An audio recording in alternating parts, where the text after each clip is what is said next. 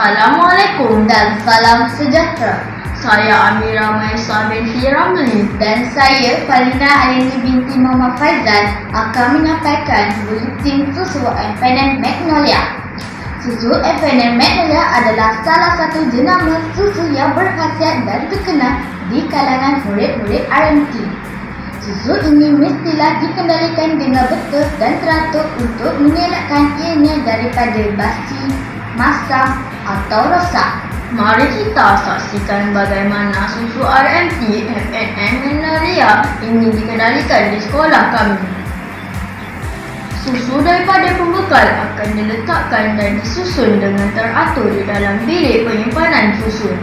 Susu ini mestilah dilindungi daripada cahaya, haiwan perosak dan hendaklah disusun pada ketinggian 20 cm dari lantai.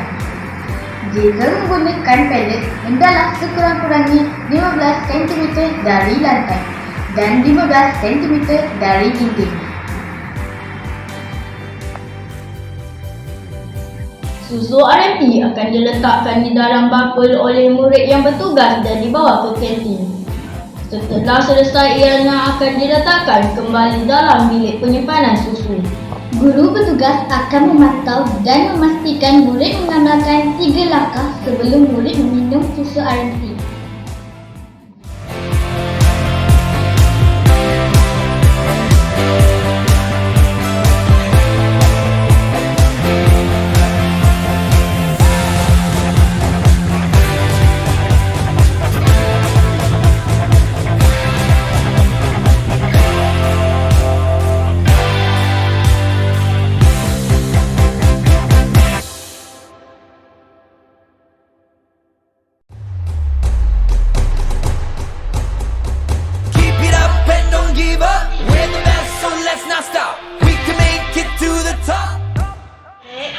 Sebelum kita minum susu ni, kamu kena lihat dulu bila tarikh luput dia. Sini Kemudian kamu cucuk hidung, bau. Kemudian baru kamu rasa. Kalau rasa dia dah masak, minum ke tak? Jadi minum. Boleh buat sekarang. Okey. Hidung dulu, bau dia. Rasa.